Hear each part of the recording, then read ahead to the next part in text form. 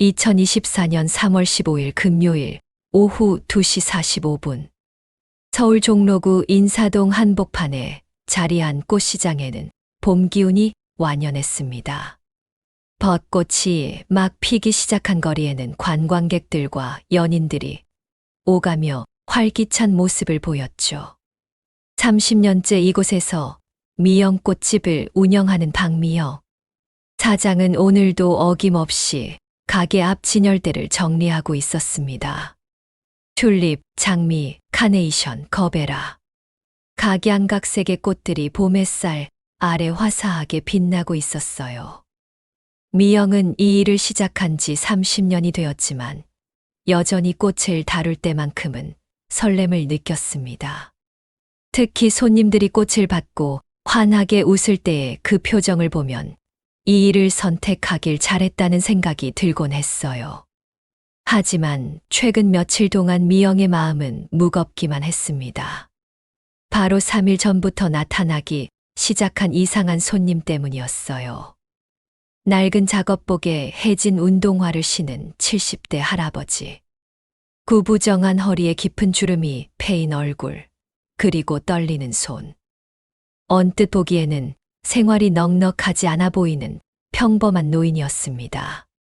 그런데 그 할아버지가 매일 오후 3시 정각에 나타나 200만 원어치의 빨간 장미꽃을 현금으로 사간다는 것이었어요. 그것도 은행에서 갓 찾아온 듯한 새 돈으로만 말이죠. 미영은 30년간 꽃집을 운영하면서 별의별 손님을 다 만나봤지만 이런 경우는 처음이었습니다. 저런 차림의 할아버지가 하루에 200만 원씩, 사흘 연속으로 600만 원을 꽃에 쓴다는 게 도무지 이해가 되지 않았어요. 더 이상한 건 할아버지의 행동이었습니다. 꽃을 주문하고 포장이 끝날 때까지 30분 동안 구석 의자에 앉아 꼼짝도 하지 않는 것이었어요. 휴대폰을 보는 것도 아니고 주변을 둘러보는 것도 아니고 그저 허공을 바라보며 무언가를 기다리는 듯한 표정으로 앉아 있었습니다. 그리고 포장이 끝나면 어김없이 손수레에 꽃상자를 싣고 어디론가 사라졌어요. 매일 같은 패턴, 같은 시간, 같은 양. 마치 기계처럼 정확했습니다. 미영은 밤잠을 설칠 정도로 이 일이 신경 쓰였습니다. 혹시 할아버지가 사기를 당하고 있는 건 아닐까? 아니면 누군가의 지시를 받고 돈 세탁을 하고 있는 건 아닐까? 온갖 추측이 머릿속을 맴돌았어요. 시계를 보니 2시 55분이었습니다. 곧 3시가 되면 그 할아버지가 또 나타날 것이었어요. 미영은 불안한 마음으로 가게 앞을 바라봤습니다. 3일 전 3월 12일 화요일 오후 3시. 미영은 평소처럼 가게에서 꽃을 정리하고 있었습니다. 봄이 되면서 손님들이 많이 찾는 시기였고, 특히 졸업 시즌과 입학 시즌이 겹치면서 꽃다발 주문이 부쩍 늘어났어요. 가게 문이 삐걱거리며 열렸습니다. 들어온 것은 허리가 구부정한 할아버지였어요. 회색 머리카락은 듬성듬성했고 얼굴에는 깊은 주름이 골짜기처럼 패어 있었죠.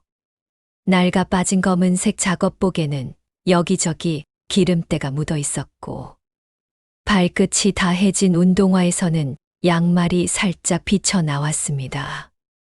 전형적인 노동자 할아버지의 모습이었어요. 어서 오세요. 미영이 인사하자 할아버지는 어색하게 고개를 숙였습니다.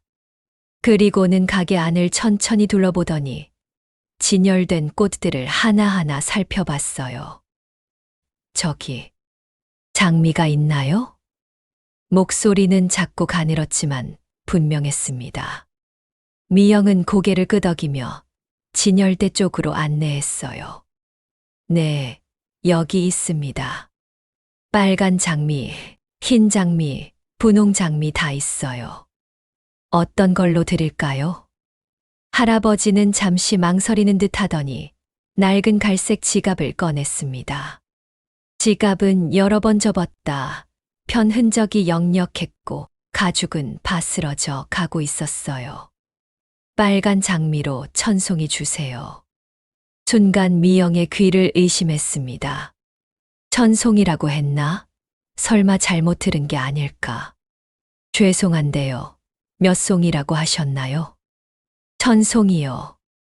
할아버지의 대답은 확실했습니다. 미영은 눈이 동그래졌어요. 장미 천송이면 머릿속으로 빠르게 계산했습니다. 한 송이에 2,000원이니까 200만 원이었습니다. 할아버지, 천송이면 200만 원인데요. 혹시 잘못 말씀하신 건 아니세요? 아니에요. 천송이 맞습니다. 할아버지는 지갑에서 돈을 꺼내기 시작했어요. 그 순간 미영의 눈이 더욱 커졌습니다. 지갑 안에는 빳빳한 10,000원짜리 지폐들이 빼곡히 들어 있었어요. 은행에서 갓 찾아온 새 돈의 특유한 냄새가 코끝을 스쳤습니다. 할아버지는 떨리는 손으로 지폐를 한 장 한 장 세기 시작했어요. 하나, 둘, 셋. 10,000원짜리 200장을 정확히 세는 할아버지의 모습을 보며 미영은 당황스러움을 감출 수 없었습니다. 낡은 작업복을 입은 할아버지가 200만 원을 현금으로 낸다니 도무지 앞뒤가 맞지 않았어요. 할아버지, 이렇게 많은 꽃을 어디에 쓰시려고요? 대가족 잔치라도 있으신가요? 미영이 조심스럽게 물었습니다. 할아버지는 돈을 다 세고 나서 미영을 바라봤어요. 꽃을 좋아하는 사람들이 있어서요. 애매한 대답이었습니다. 미영은 더 이상 캐묻지 못했어요. 30년 장사 경험으로 봤을 때 손님이 말하고 싶지 않은 건 굳이 물어보지 않는 게 좋다는 걸 알았으니까요. 알겠습니다. 그런데 천송이면 포장하는데 시간이 좀 걸릴 텐데요. 1시간 정도 기다리셔야 할 것 같습니다. 괜찮아요. 기다릴게요. 할아버지는 가게 구석에 있는 작은 의자로 걸어가 조용히 앉았습니다. 미영은 직원 2명을 불러 장미 포장을 시작했어요. 천송이의 빨간 장미. 상당한 양이었습니다. 미영은 꽃을 정리하면서도 계속 할아버지를 힐끗힐끗 쳐다봤어요. 할아버지는 그저 가만히 앉아 있을 뿐이었습니다.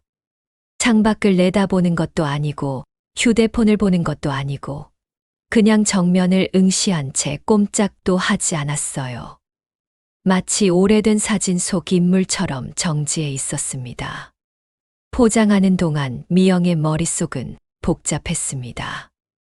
혹시 할아버지가 사기를 당한 건 아닐까? 누군가에게 협박을 받고 있는 건 아닐까? 아니면 치매 증상으로 판단력이 흐려진 건 아닐까? 드디어 포장이 끝났습니다. 스티로폼 상자 10개에 나눠 담은 장미꽃들은 상당한 무게와 부피였어요. 할아버지, 다 됐습니다. 그런데 이걸 어떻게 가져가실 건가요? 택시라도 불러드릴까요? 아니에요. 밖에 손수레 있어요. 할아버지가 일어서며 대답했습니다. 미영과 직원들이 함께 나가보니 가게 앞에 낡은 손수레가 있었어요. 손잡이는 테이프로 여러 번 감아놨고 바퀴 하나는 삐걱거리는 소리를 내고 있었죠. 폐지 줍는 사람들이 끌고 다니는 그런 손수레였습니다. 미영이 스티로폼 상자들을 손수레에 실어주는 동안 할아버지가 갑자기 말했습니다. 내일도 올게요. 같은 양으로 준비해 주세요. 네, 내일도 천송이를요? 미영이 놀라서 되물었습니다. 할아버지는 고개를 끄덕였어요.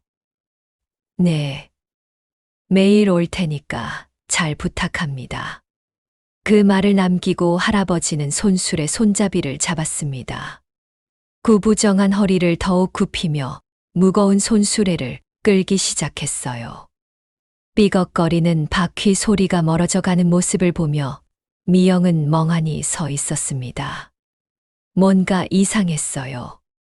200만 원어치 꽃을 사가는 것도 이상했고 매일 온다는 것도 이상했습니다.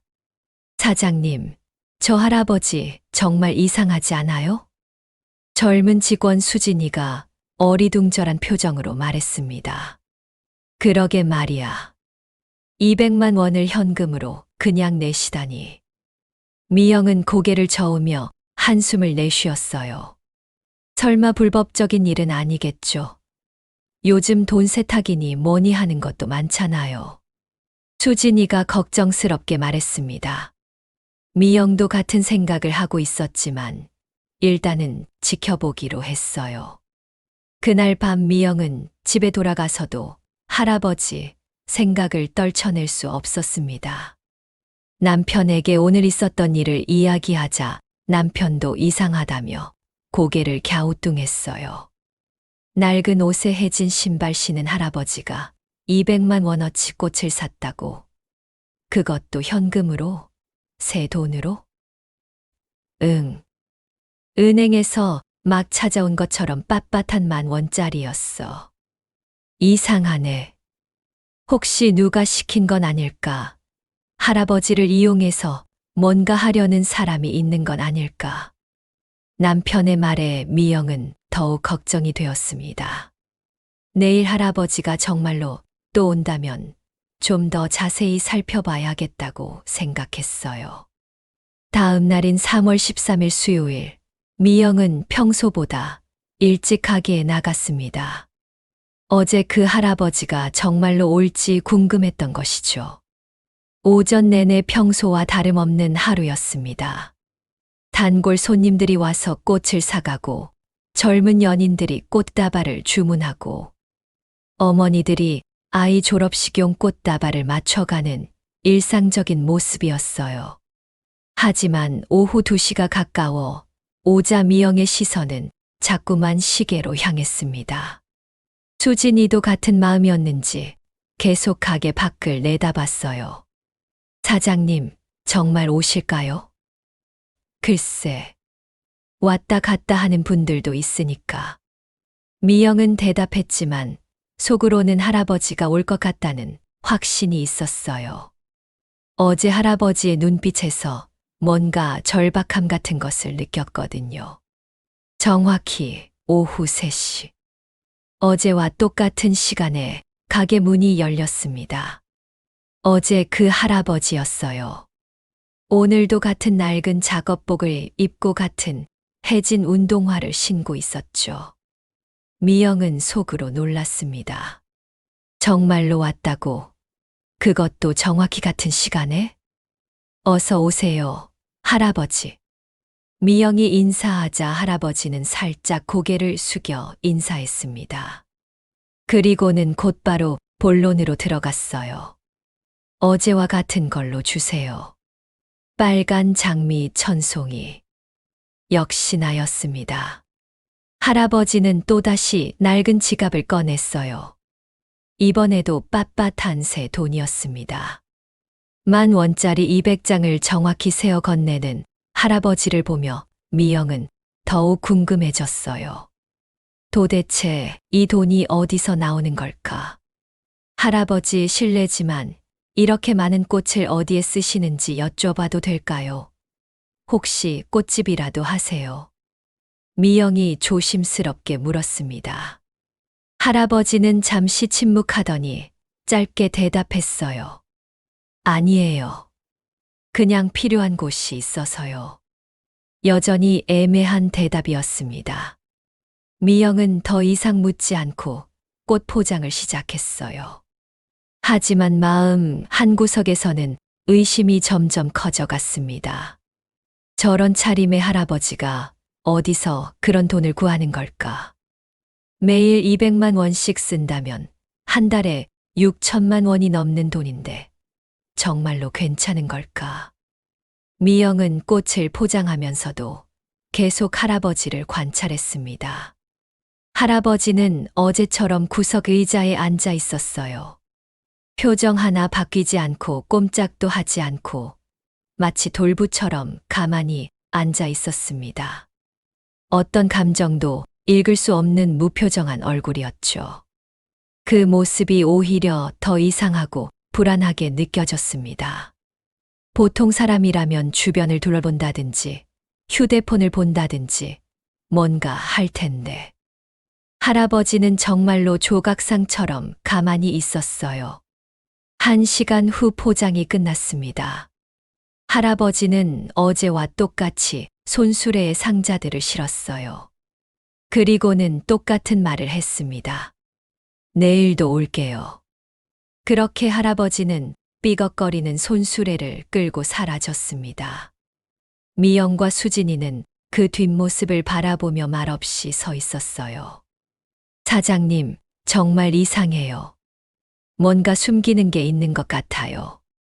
수진이의 말에 미영도 고개를 끄덕였습니다.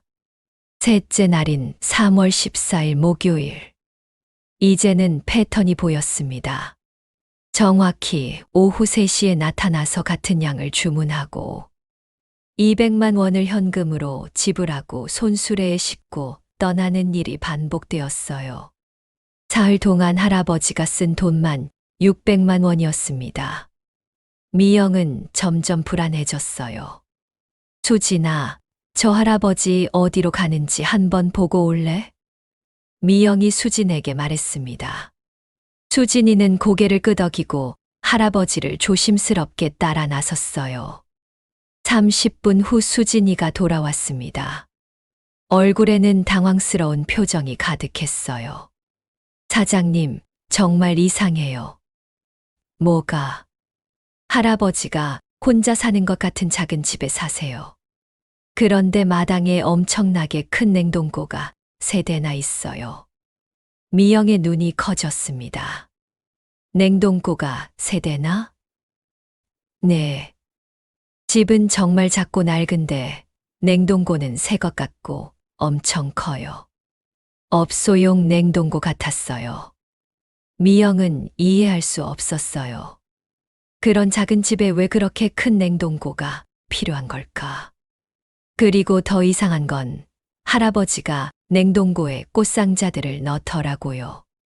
그런데 냉동고는 텅 비어 있었어요. 오늘 산 것만 넣는 것 같았어요. 그럼 어제 산 꽃들은 어디 간 거야? 모르겠어요. 매일 다 없어지는 것 같아요. 미영은 더욱 의문이 들었습니다. 매일 200만 원어치 꽃을 사서 그날 다 어디엔가 보낸다. 도대체 누가 그 많은 꽃을 받는 걸까? 그날 저녁 미영은 인사동 꽃시장의 다른 상인들과 이야기를 나눴습니다.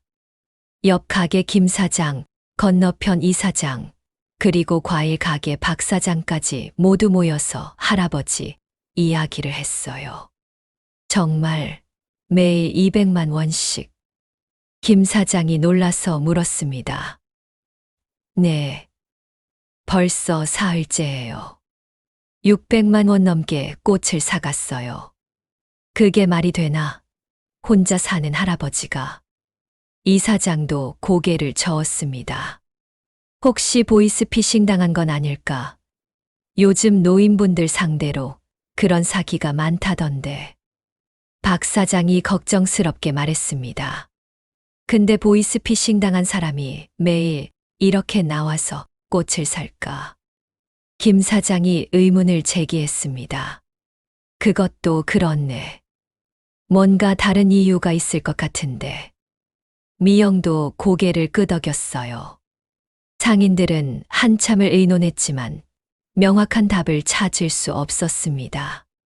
다들 이상하다는 생각은 같았지만 정확히 뭐가 문제인지는 알 수 없었어요. 일단 며칠 더 지켜보자. 너무 이상하면 그때 생각해보고. 미영이 말하자 모두가 동의했습니다. 나흘째인 3월 15일 금요일. 미영은 평소보다 더 유심히 할아버지를 관찰했습니다. 오늘도 어김없이 3시 정각에 나타난 할아버지는 같은 주문을 했어요. 빨간 장미 1,000송이 주세요. 그런데 오늘은 조금 다른 점이 있었습니다. 할아버지가 돈을 내면서 지갑에서 작은 사진 한 장이 떨어진 것이었어요. 할아버지는 황급히 사진을 주워 다시 지갑에 넣었지만 미영은 그 사진을 얼핏 볼 수 있었습니다. 20대 초반으로 보이는 예쁜 여자아이의 사진이었어요. 혹시 손녀? 미영은 궁금했지만 감히 묻지는 못했어요. 할아버지의 표정이 평소보다 더 굳어 보였거든요. 포장하는 동안 할아버지는 자꾸 지갑을 만지작거렸습니다. 사진이 들어있는 부분을 어루만지는 것 같았어요. 그날 오후 6시 가게를 정리하던 미영에게 동네 할머니 한 분이 찾아왔습니다. 인사동에서 40년째 살고 있는 최할머니였어요. 미영아, 혹시 내 가게에 매일 오는 할아버지 있지? 꽃을 많이 사가는? 아, 네. 아세요? 그 양반이 우리 동네 사는 정할아버지야. 김정수 할아버지. 미영의 눈이 번쩍 띄었습니다. 드디어 할아버지에 대한 정보를 얻을 수 있을 것 같았어요. 어떤 분이세요? 불쌍한 양반이지. 3년 전에 손녀를 잃었어. 미영의 가슴이 철렁 내려앉았습니다. 손녀를요? 응. 대학생이었는데 아르바이트 하다가 교통사고로 세상을 떠났어. 그 이후로 할아버지가 완전히 사람이 변했지. 최할머니는 한숨을 쉬며 계속 이야기했어요. 서연이라고 했나? 정말 예쁘고 착한 아이였어. 할아버지를 정말 잘 따랐지. 부모 없이 할아버지가 혼자 키운 애야. 미영은 아까 본 사진이 생각났습니다. 20대 초반의 예쁜 여자아이. 그게 서연이었구나. 그런데 3개월 전부터 할아버지가 갑자기 달라졌어. 폐지 줍던 걸 그만두고 어디론가 나가더라고. 폐지를 주우셨어요? 응. 손녀 죽고 나서 일도 못하고 폐지만 주우며 연명했지. 그런데 3개월 전부터 갑자기 매일 어디 나가더라고. 뭐 하는지는 모르겠던데. 미영은 이제 조금씩 퍼즐이 맞춰지는 기분이었습니다. 손녀를 잃은 할아버지, 3개월 전부터 달라진 행동, 그리고 매일 200만 원씩 꽃을 사는 것. 최할머니, 그 서연이가 어떤 아이였는지 더 알 수 있을까요? 아이고, 정말 천사 같은 아이였어. 할아버지 혼자 키우는데도 불구하고 공부도 잘하고 효성도 지극했지. 최할머니의 눈가에 눈물이 맺혔습니다. 대학교 2학년이었는데 아르바이트를 3개씩 하면서 공부했어. 할아버지한테 부담 안 주려고 말이야. 그런데 그게 최할머니는 말을 잇지 못하고 고개를 저었어요. 어떻게 된 일이었어요? 새벽 배달 아르바이트 하다가 음주운전자한테 친 거야. 그것도 할아버지 생일 선물 사러 가는 길에. 미영의 가슴이 먹먹해졌습니다. 할아버지 생일 선물요? 응. 서연이가 그렇게 말했대. 할아버지, 올해는 꼭 꽃다발 선물해 드릴 거예요. 할아버지가 제일 좋아하시는 빨간 장미로요. 하고 말이야. 미영은 숨이 멎는 것 같았습니다. 빨간 장미. 할아버지가 매일 사가는 바로 그 꽃이었어요. 서연이가 빨간 장미를 좋아했나 봐요? 아니야. 할아버지가 좋아하신 거야. 서연이 어머니가 좋아했던 꽃이거든. 할아버지는 그 꽃만 보면 며느리 생각이 난다고 하셨지. 이제 모든 것이 연결되기 시작했습니다. 손녀 서연이 빨간 장미, 그리고 매일 반복되는 200만 원의 꽃 구매. 최할머니, 정할아버지가 요즘 어떻게 지내세요? 글쎄, 3개월 전부터 많이 밝아지긴 했어. 그전에는 정말 시체 같았거든. 아무 말도 안 하고 하루 종일 멍하니 있고. 그런데 요즘은 매일 어디 나가시더라고. 미영은 이제 확신했습니다. 할아버지의 행동에는 분명 서연이와 관련된 깊은 사연이 있을 거라고. 다음 날인 3월 16일 토요일. 미영은 결심했습니다. 더 이상 궁금해하기만 할 수는 없었어요. 직접 할아버지를 따라가서 그 많은 꽃을 어디에 가져가는지 확인해 보기로 한 것이었습니다. 오후 2시 30분, 미영은 가게를 수진에게 맡기고 미리 밖으로 나갔습니다. 할아버지가 나타나기 전에 미리 준비하려는 것이었어요. 3시 정각, 어김없이 할아버지가 나타났습니다. 5번째 만남이었지만 여전히 같은 패턴이었어요. 빨간 장미 1000송이 주세요. 포장이 끝나고 할아버지가 손수레를 끌고 나가자 미영은 조심스럽게 뒤를 따랐습니다. 인사동의 복잡한 거리를 빠져나가는 할아버지를 적당한 거리를 두고 따라갔어요. 할아버지는 지하철역으로 향했습니다. 3호선 안구역에서 전철을 타고 어디로 가는 걸까요? 미영도 같은 칸에 탔습니다. 할아버지는 손수레 옆에 서서 꽃상자들이 흔들리지 않도록 조심스럽게 잡고 있었어요. 그 모습이 왠지 애처롭게 보였습니다. 오정거장을 지나 을지로 3가역에서 할아버지가 내렸습니다. 미영도 조심스럽게 따라 내렸어요. 이제부터가 진짜였습니다. 을지로의 복잡한 골목길로 들어선 할아버지를 따라가는 것은 쉽지 않았어요. 사람들이 많아서 놓칠 뻔한 순간도 여러 번 있었죠. 그런데 이상한 일이 벌어졌습니다. 할아버지가 갑자기 멈춰 서서 뒤를 돌아본 것이었어요. 미영은 황급히 건물 모서리로 몸을 숨겼습니다. 혹시 들켰나? 심장이 쿵쿵 뛰었습니다. 할아버지는 한참을 두리번거리더니 다시 손수레를 끌고 갔어요.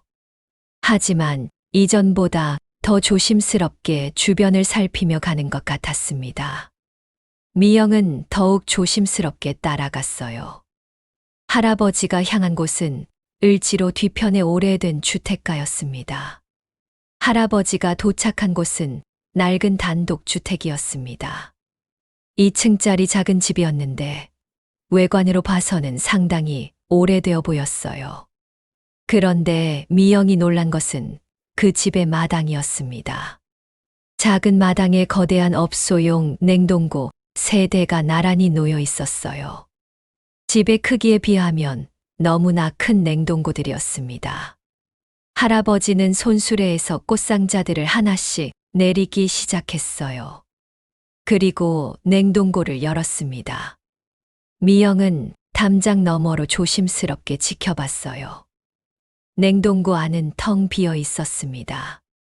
할아버지는 오늘 산 꽃상자들을 차곡차곡 냉동고에 넣기 시작했어요.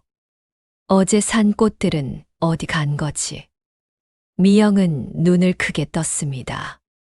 매일 200만 원어치씩 사서 냉동고에 보관한다면 며칠치는 쌓여 있어야 하는데 냉동고는 완전히 비어 있었어요.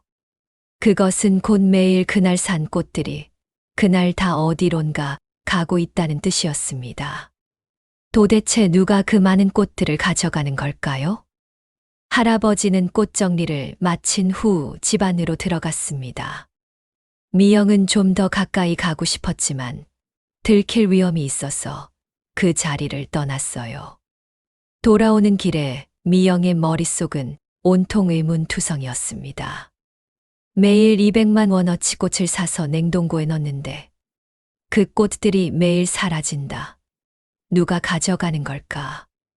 그날 저녁 미영은 다른 상인들을 불러 긴급회의를 열었습니다. 김 사장, 이 사장, 박 사장 그리고 통장님까지 모두 모였어요. 정말 냉동고가 세 대나? 김 사장이 놀라서 물었습니다. 네. 그것도 업소용으로 엄청 큰 거예요. 그런데 매일 비워지더라고요. 미영이 본 것을 자세히 설명했습니다. 그럼 누가 매일 그 꽃들을 가져가는 거야?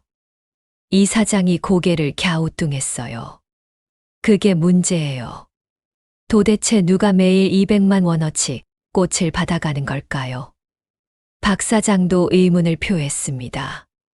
혹시 꽃집을 하는 건 아닐까? 그럼 왜 우리한테 사가요? 도매상에서 사면 더 쌀 텐데. 통장님의 말이 맞았습니다.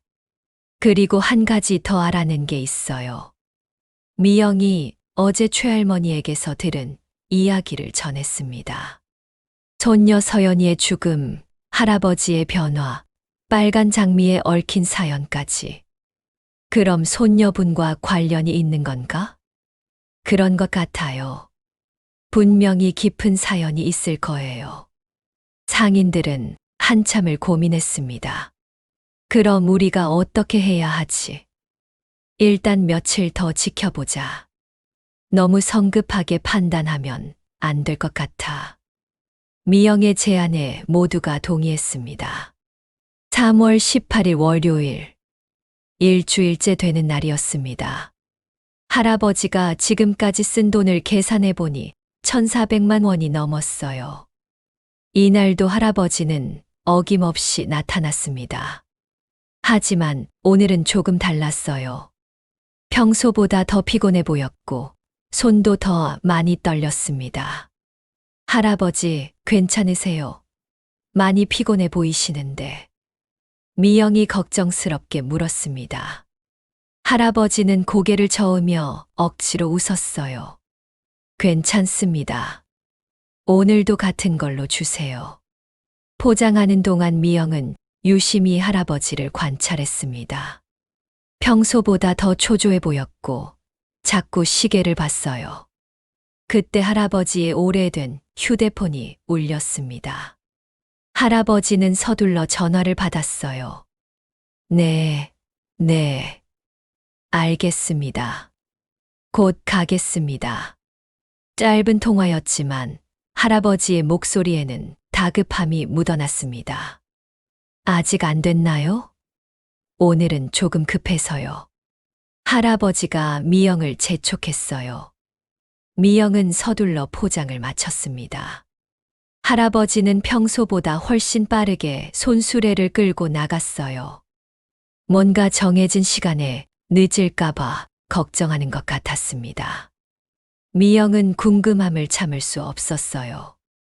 오늘은 꼭 따라가서 할아버지가 누구를 만나는지 확인하고 싶었습니다.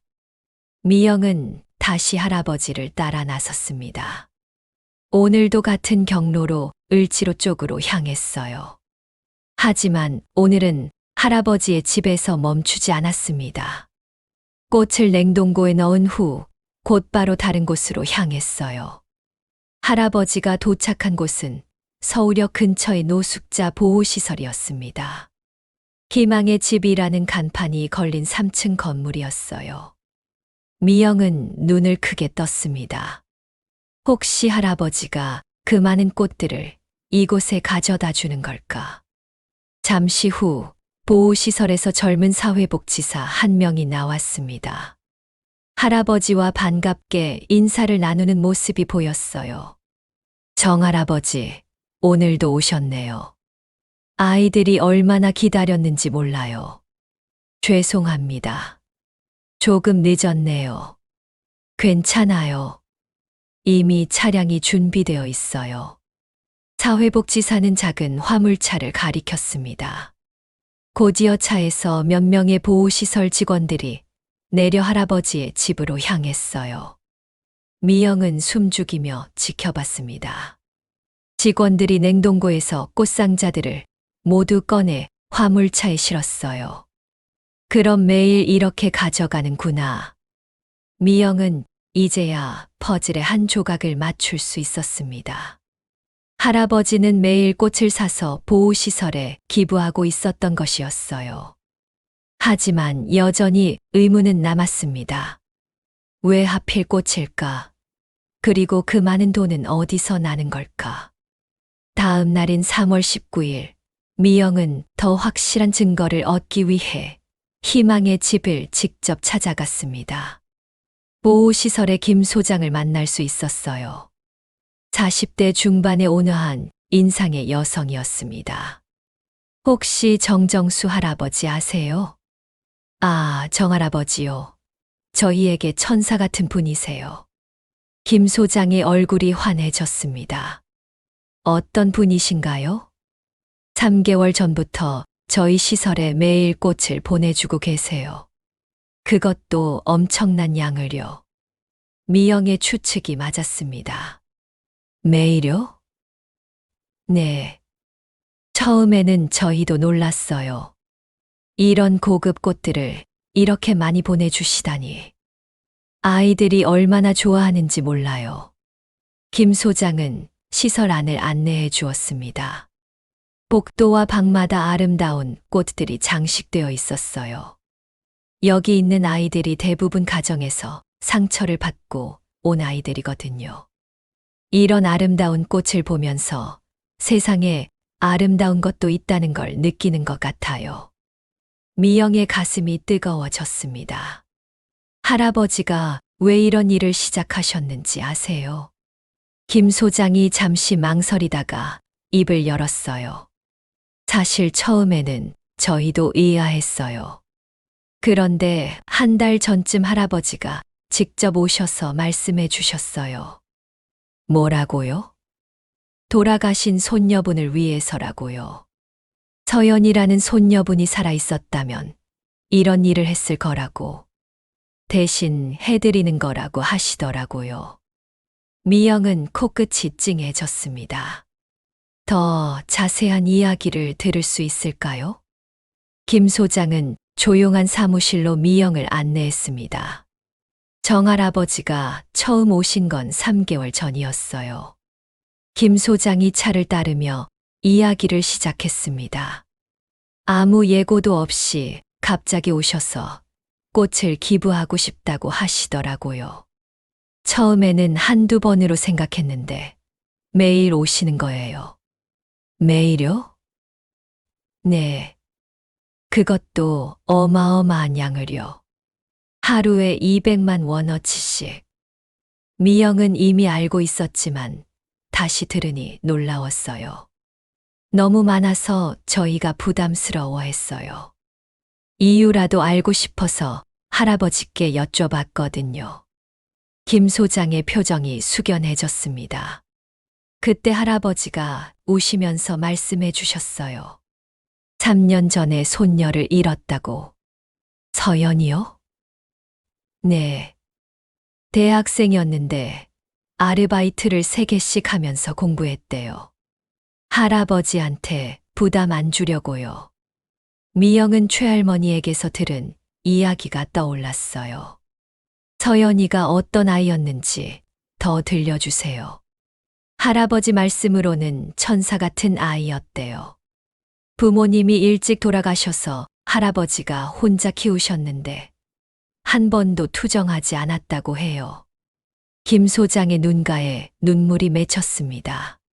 그 아이가 늘 말했대요. 할아버지, 제가 나중에 성공하면 불쌍한 사람들 도와드릴 거예요. 특히 저처럼 부모 없는 아이들을요. 까고. 미영의 가슴이 먹먹해졌습니다.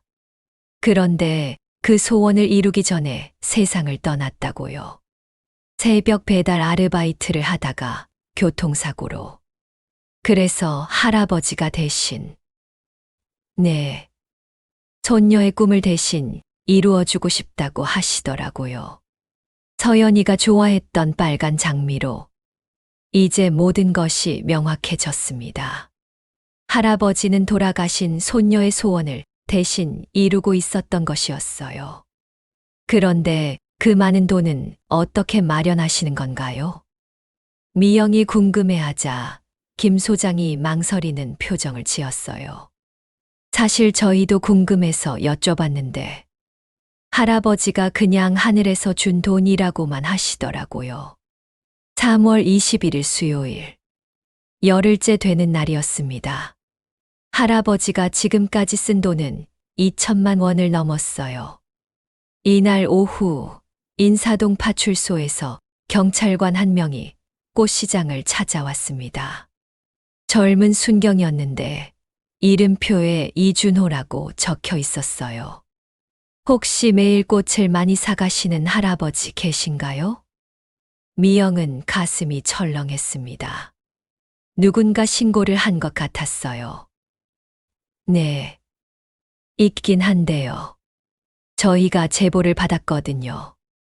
의심스러운 금전 거래가 있다고. 미영은 당황했습니다. 할아버지가 나쁜 일을 하는 게 아니라는 걸 어느 정도 알고 있었거든요. 어떤 제보요? 폐지를 줍던 노인이 갑자기 거액을 사용한다는 내용이었어요. 혹시 보이스피싱이나 돈 세탁에 연루되었을 가능성이 있다고. 준호 순경이 수첩을 꺼내며 말했습니다. 그 할아버지가 언제부터 이상한 행동을 보이셨나요? 미영은 어떻게 대답해야 할지 고민됐어요. 할아버지를 보호하고 싶었지만 경찰에게 거짓말을 할 수도 없었어요. 10일 전부터 매일 오세요. 빨간 장미 1,000송이씩 사가시고. 1,000송이면 200만 원 정도죠. 네. 현금으로 계산하세요. 준호 순경의 표정이 심각해졌습니다. 새 돈으로만 결제하신다고요? 네. 은행에서 막 찾아온 것처럼 빳빳한 돈이에요. 10일이면 2천만 원이네요. 이건 정말 심상치 않은데요. 준호 순경은 뭔가를 수첩에 적으며 고개를 끄덕였습니다. 오늘 그 할아버지가 오시면 저한테 연락 주세요. 직접 확인해 봐야겠습니다. 미영은 복잡한 심정이었어요. 할아버지를 의심받게 하고 싶지 않았지만 이미 경찰이 개입한 상황에서는 어쩔 수 없었습니다. 오후 3시가 가까워 오자 미영은 초조해졌습니다. 할아버지가 오면 경찰에게 연락해야 하는데 정말 그래도 되는 걸까? 정각 3시 할아버지가 나타났습니다. 오늘은 평소보다 더 피곤해 보였어요. 걸음걸이도 느리고 손도 더 많이 떨렸습니다. 어서 오세요, 할아버지. 미영이 인사하자 할아버지는 힘없이 웃었어요. 오늘도 같은 걸로 주세요. 미영은 마음이 무거웠지만 꽃을 준비하기 시작했습니다. 그리고 조용히 준호 순경에게 문자를 보냈어요. 30분 후 포장이 끝났을 때 준호 순경이 가게로 들어왔습니다. 평복을 입고 있었지만 경찰관임을 알 수 있었어요. 할아버지는 순경을 보자 약간 긴장하는 표정을 지었습니다. 할아버지, 잠깐 이야기 좀 나눌 수 있을까요? 준호 순경이 정중하게 말했습니다. 할아버지의 얼굴이 창백해졌어요. 저는 잘못한 게 없는데요. 아니에요. 그냥 확인하고 싶은 게 있어서요. 준호 순경은 할아버지를 안심시키려 했지만 할아버지는 여전히 불안해했어요. 혹시 이렇게 많은 꽃을 어디에 쓰시는지 여쭤봐도 될까요? 그냥 필요한 곳에요. 할아버지의 대답은 여전히 애매했습니다. 혹시 누군가의 지시를 받고 계신 건 아니세요? 아니에요. 제가 하고 싶어서 하는 일이에요. 할아버지의 목소리에 절박함이 묻어났습니다. 준호 순경은 더 이상 추궁하지 않았어요. 대신 명함을 건네며 말했습니다. 혹시 문제가 생기면 언제든 연락하세요. 할아버지는 서둘러 손수레를 끌고 나갔습니다. 평소보다 훨씬 빠른 걸음이었어요. 그날 밤 미영은 잠을 이룰 수 없었습니다. 할아버지의 불안해하던 표정이 자꾸 떠올랐어요. 내가 너무 성급했나? 미영은 후회했지만 이미 늦었습니다. 경찰이 개입한 이상 사건은 계속 진행될 거였어요. 다음 날 아침 일찍 미영은 결심했습니다. 더 이상 할아버지를 의심의 눈초리로 바라볼 수는 없었어요. 직접 나서서 진실을 밝혀야겠다고 생각했습니다. 미영은 희망의 집으로 전화를 걸었어요. 안녕하세요, 김 소장님. 어제 갔던 미영꽃집 사장입니다. 아, 안녕하세요. 무슨 일이세요? 정할아버지에 대해서 더 자세히 알고 싶어서요. 혹시 시간 되실 때 다시 만날 수 있을까요? 김 소장은 흔쾌히 동의했습니다. 오후 2시 미영은 희망의 집을 다시 찾았습니다. 김 소장은 따뜻한 차를 준비하고 기다리고 있었어요. 사실 할아버지에 대해서 더 말씀드릴 게 있어요. 김 소장이 조심스럽게 입을 열었습니다. 정할아버지가 3개월 전에 처음 오셨을 때 정말 이상하셨어요. 갑자기 거액의 꽃을 기부하겠다고 하시니까 저희도 의심했거든요. 어떻게 의심하셨어요? 사기를 당하신 건 아닌지, 아니면 다른 목적이 있는 건 아닌지. 그래서 처음에는 거절했어요. 미영은 고개를 끄덕였습니다. 그런데 할아버지가 울면서 부탁하시더라고요. 제발 받아달라고, 이것만이 자신이 살 이유라고. 김 소장의 목소리가 떨렸습니다. 그때 할아버지가 하신 말씀이 있어요. 서연이가 못다 이룬 꿈을 제가 대신 해야 합니다. 그래야 저도 서연이 곁으로 갈 수 있어요. 라고요. 미영의 가슴이 먹먹해졌습니다. 혹시 할아버지가 아프신가요? 네. 사실은 할아버지가 심각한 병을 앓고 계세요. 김 소장이 조심스럽게 말했어요. 어떤 병인가요? 췌장암 말기예요.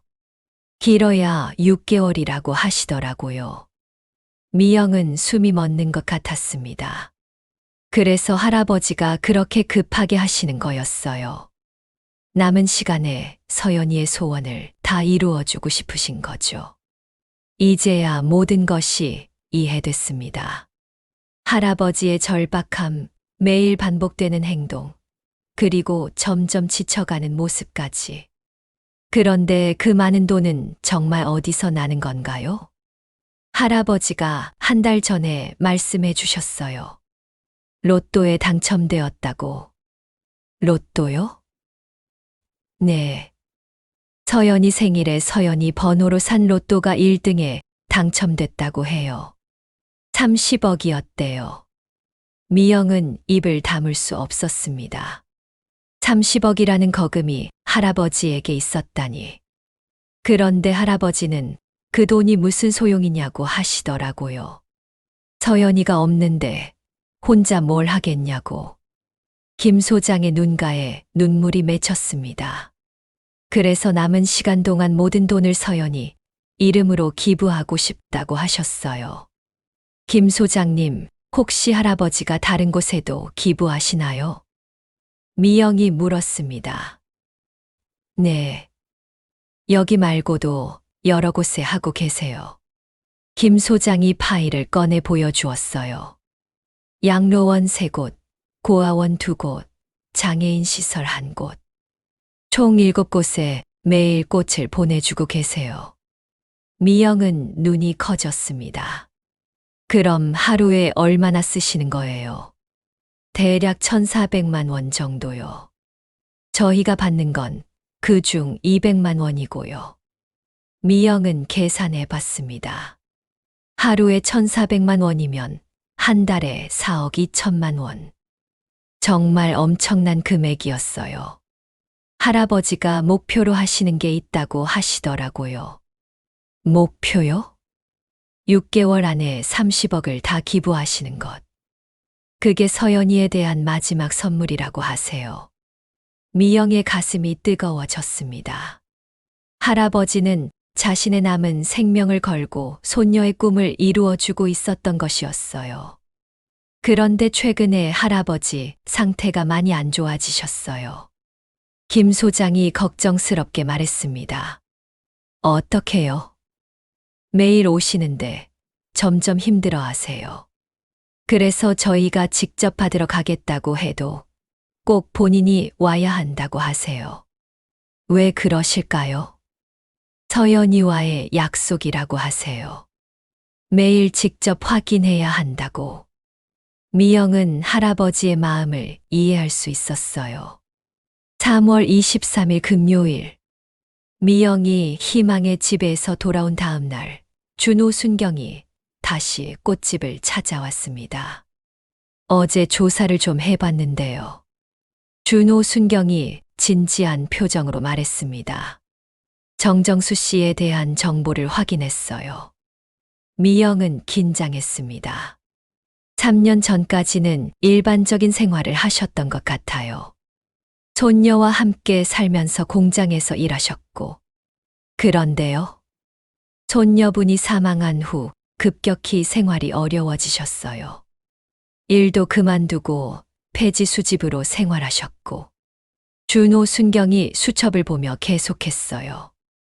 그런데 3개월 전부터 갑자기 거액의 현금 거래가 시작됐어요. 은행 기록을 보니 30억 원이 일시에 입금되어 있더라고요. 30억이요. 미영은 이미 알고 있었지만 놀란 척 했어요. 로또 당첨금으로 확인됩니다. 합법적인 수입이에요. 그럼 문제 없는 거네요. 네. 하지만 그 돈을 사용하는 방식이 특이해요. 준호 순경이 고개를 갸우뚱했습니다. 어떻게요? 매일 정확히 1,400만 원씩 출금해서 현금으로 바꾸신 후 여러 시설에 꽃을 기부하고 계세요. 그게 문제가 되나요? 법적으로는 문제 없어요. 하지만 준호 순경이 잠시 망설이다가 말했어요. 할아버지 상태가 많이 안 좋으신 것 같아요. 혹시 누군가 강요하거나 협박하는 건 아닌지 확인이 필요할 것 같습니다. 미영은 이제 모든 것을 말해야 할 때라고 생각했어요. 순경님, 사실 제가 알아본 게 있어요. 미영이 결심하고 입을 열었습니다. 뭘 알아보셨는데요? 할아버지가 왜 그런 일을 하시는지. 미영은 지금까지 알게 된 모든 것을 준호 순경에게 이야기했습니다. 서연이의 죽음, 할아버지의 병, 로또 당첨, 그리고 손녀의 꿈을 이루어 주려는 마음까지. 준호 순경은 이야기를 다 듣고 한참을 침묵했어요. 그럼 할아버지가 자발적으로 하시는 일이군요. 네. 누구의 강요도 협박도 없어요. 오히려 미영의 목소리가 떨렸습니다. 오히려 우리가 할아버지를 도와드려야 하는 것 같아요. 준호 순경도 고개를 끄덕였습니다. 알겠습니다. 수사는 중단하겠어요. 대신요? 혹시 할아버지께 도움이 필요하시면 언제든 연락하세요. 개인적으로라도 돕고 싶어요. 준호 순경의 말에 미영은 고마워했습니다. 3월 25일 일요일, 미영은 다른 상인들을 모두 불러 모았습니다. 그리고 할아버지에 대해 알게 된 모든 진실을 이야기했어요. 정말 그런 사연이 있었구나. 김 사장이 눈물을 훔쳤습니다. 우리가 의심한 게 미안하네. 이 사장도 고개를 숙였어요. 그런데 우리가 뭘 도와드릴 수 있을까? 박 사장이 물었습니다. 일단 꽃값부터 도와드리면 어떨까요? 미영이 제안했습니다. 원가로 드리는 거요? 그것도 좋지만 아예 무료로 드리면 어떨까요? 우리 모두가 조금씩 부담하면 할 수 있을 거예요. 미영의 제안에 모든 상인들이 동의했습니다. 저도 과일 좀 보태겠어요. 꽃만 가져가시기 뭐하니까. 박 사장이 말했습니다. 나도 뭔가 하고 싶어요. 김 사장과 이 사장도 동참하겠다고 했어요. 3월 26일 월요일. 오후 3시가 되자 할아버지가 나타났습니다. 오늘은 평소보다 더 많이 아픈 것 같았어요. 걸음도 더디고 얼굴도 창백했습니다. 할아버지, 어서 오세요. 미영이 반갑게 인사했습니다. 오늘도 같은 걸로.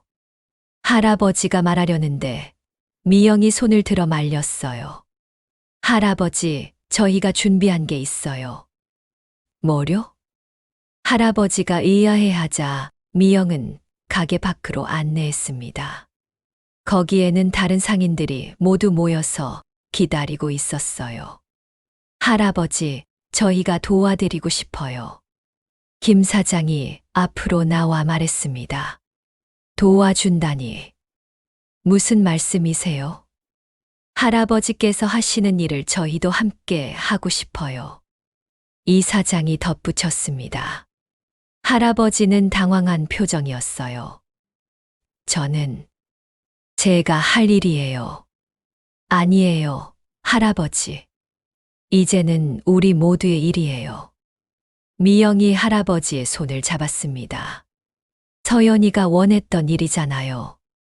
서연이 혼자만의 꿈이 아니라 우리 모두의 꿈으로 만들어요. 할아버지의 눈가에 눈물이 맺혔습니다. 여러분이 왜?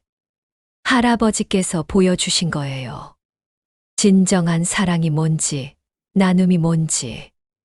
박 사장이 말했습니다. 그날부터 상인들은 매일 조금씩 준비했습니다. 미영은 꽃을, 박 사장은 과일을, 김 사장은 떡을, 이 사장은 음료를 준비해서 할아버지와 함께 기부했어요. 4월이 되면서 할아버지와 상인들의 이야기가 지역신문에 실렸습니다. 손녀의 꿈을 이루는 할아버지라는 제목의 기사였어요. 기사를 본 시민들이 하나둘 찾아오기 시작했습니다. 저도 도울 수 있는 일이 없을까요? 성금을 내고 싶어요. 자원봉사를 하고 싶습니다. 할아버지는 처음에는 당황했지만 점점 기뻐하는 표정을 보였어요. 서연이가 보고 있을 거예요. 이렇게 많은 사람들이 함께 해주는 걸. 할아버지가 미영에게 말했습니다. 서연이도 기뻐할 거예요. 미영이 대답했습니다. 4월 중순 더욱 놀라운 일이 일어났습니다. 서울시에서 연락이 온 것이었어요. 할아버지의 이야기를 듣고 감동받았습니다. 시에서 공식적으로 지원하고 싶어요. 시 관계자가 찾아와서 말했습니다. 어떤 지원인가요? 서연이 나눔센터를 만들어 드리려고 해요. 할아버지께서 하시는 일을 체계적으로 도울 수 있도록. 할아버지는 믿을 수 없다는 표정이었어요. 정말 그래도 되나요? 할아버지께서 보여주신 사랑이 모든 사람들의 마음을 움직였어요. 이제는 서연이의 꿈이 서울 전체의 꿈이 됐습니다. 한 달 후 인사동에 서연이 나눔센터가 문을 열었습니다. 작은 공간이었지만 할아버지와 상인들, 그리고 시민들이 함께 만든 따뜻한 공간이었어요. 5월 말 할아버지의 병세가 급격히 악화됐습니다. 병원에 입원하게 되었지만 할아버지는 여전히 매일 나눔센터에 가려고 했어요. 할아버지, 이제는 우리가 대신할게요. 쉬세요. 미영이 말했지만 할아버지는 고개를 저었어요. 아직 시간이 남았어요. 서연이와의 약속을 다 지켜야 해요. 할아버지는 휠체어에 앉아서도 매일 센터에 나왔습니다. 그리고 직접 꽃을 나르고 기부처를 확인했어요. 할아버지, 왜 꼭 직접 하시려고 해요? 어느 날 미영이 물었습니다. 서연이가 보고 있어요. 할아버지가 정말로 약속을 지키는지. 할아버지의 대답에 미영은 더 이상 말릴 수 없었어요. 6월 어느 날 센터에 특별한 손님이 찾아왔습니다. 20대 중반의 젊은 여성이었는데 할아버지를 보자 눈물을 흘렸어요. 할아버지, 저 기억하세요? 할아버지가 고개를 들었습니다. 젊은 여성의 얼굴을 한참 보더니 눈이 커졌어요. 혹시 민지? 네, 김민지예요. 할아버지께서 3년 전에 도와주신. 미영은 무슨 상황인지 이해할 수 없었어요. 민지는 3년 전 서연이와 함께 아르바이트를 했던 친구였습니다. 그때 집안 사정이 어려워서 학비를 마련하지 못하고 있었는데 할아버지가 서연이 몰래 도와줬던 것이었어요. 할아버지 덕분에 대학을 졸업할 수 있었어요. 그리고 지금은 사회복지사가 되어서 일하고 있어요. 민지의 말에 할아버지의 얼굴이 밝아졌습니다. 서연이가 하고 싶어 했던 일이에요. 서연이 대신 제가 하고 있어요. 그래. 서연이 꿈을 내가 이루고 있구나. 할아버지가 눈물을 흘렸습니다. 할아버지, 제가 이제 센터 일을 도와드릴게요. 서연이 언니를 대신해서. 민지의 제안에 할아버지는 고개를 끄덕였어요. 어느 날 할아버지가 미영에게 낡은 편지 한 통을 보여줬습니다. 서연이가 죽기 전에 쓴 편지예요. 제 생일 선물과 함께 준비해뒀던 거예요. 미영은 조심스럽게 편지를 읽어봤어요. 사랑하는 할아버지께. 할아버지 생일 축하해요. 할아버지께서 저를 키워주시느라 얼마나 고생하셨는지 알아요. 부모님 없는 저를 친딸처럼 키워주셔서 감사해요. 할아버지, 저 약속드려요. 제가 꼭 성공해서 할아버지께 효도할게요. 그리고 저처럼 어려운 아이들도 도와줄게요. 할아버지가 좋아하시는 빨간 장미로 꽃밭을 만들어 드릴게요. 할아버지가 할머니 어머니 생각하시면서 웃으실 수 있도록. 할아버지, 사랑해요. 세상에서 제일 훌륭한 할아버지예요. 사랑하는 손녀 서연 올림. 미영은 편지를 읽고 눈물이 멈추지 않았어요. 서연이가 약속한 걸 제가 대신 지키는 거예요. 할아버지가 말했습니다. 이제 거의 다 했어요. 서연이도 기뻐하고 있을 거예요. 7월 초 할아버지의 상태가 위험해졌습니다. 의사는 며칠 남지 않았다고 했어요. 병실에는 미영과 상인들, 민지, 그리고 할아버지가 도왔던 시설의 사람들이 모두 모였습니다. 할아버지, 서연이 센터는 계속 운영될 거예요. 우리가 모두 함께 지켜갈게요. 미영이 할아버지의 손을 잡고 말했습니다. 정말 감사합니다. 서연이 꿈을 함께 이루어 주셔서. 할아버지의 목소리는 약했지만 눈빛은 평화로웠어요. 할아버지께서 보여주신 사랑이 우리 모두를 바꿔놨어요. 김 사장이 말했습니다. 서연이도 자랑스러워할 거예요. 이 사장이 덧붙였습니다. 그날 밤 할아버지는 평화롭게 눈을 감았습니다. 마지막까지 미소를 지으며 마치 서연이를 만나러 가는 것처럼 행복한 표정이었어요. 할아버지의 장례식에는 수많은 사람들이 참석했습니다. 할아버지가 도왔던 시설의 아이들과 어르신들, 상인들, 시민들, 그리고 공무원들까지 모두가 할아버지께 감사의 마음을 전했어요. 할아버지는 서연이 옆에 묻혔습니다. 이제 할아버지와 서연이가 다시 만났어요. 1년이 지난 지금 서연이 나눔센터는 더욱 발전했습니다. 전국에서 도움의 손길이 이어지고 있고 비슷한 센터들이 여러 곳에 만들어졌어요. 미영은 매일 오후 3시가 되면 할아버지를 생각합니다. 그 시간이 되면 자연스럽게 시계를 보게 되죠. 인사동 꽃시장 한 구석에는 작은 추모 공간이 만들어졌습니다. 할아버지와 서연이의 사진이 놓여 있고 그 앞에는 언제나 빨간 장미가 놓여 있어요. 사진 밑에는 이런 글귀가 새겨져 있습니다. 사랑은 죽음보다 강하다. 할아버지 정정수, 손녀 서연을 기리며 어느 봄날 센터에 한 할머니가 찾아왔습니다. 손자를 잃고 절망에 빠져 있던 할머니였어요. 저도 뭔가 하고 싶어요. 우리 준호 대신에. 할머니의 말에 미영은 할아버지가 떠올랐습니다. 할머니, 함께 해요. 준호가 원했던 일을 함께 찾아봐요.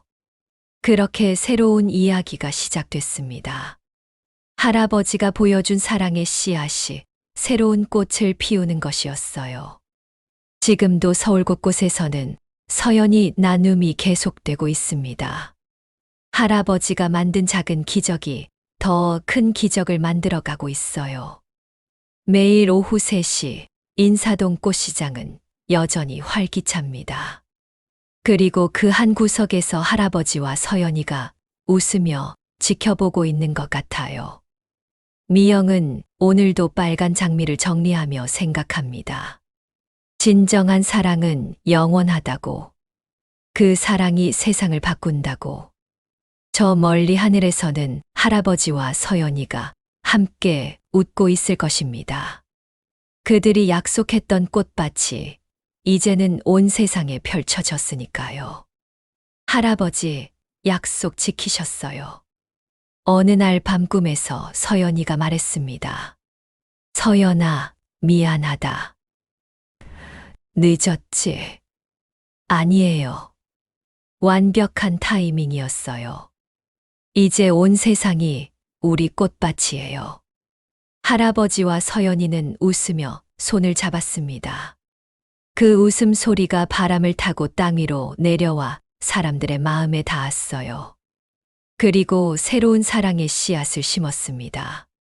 봄이 오면 그 씨앗들이 또 다른 기적의 꽃을 피울 것입니다.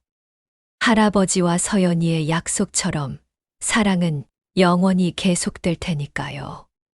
매일 꽃을 사는 할아버지의 비밀, 사랑은 시간을 초월하여 세상을 변화시키는 가장 강력한 힘이다.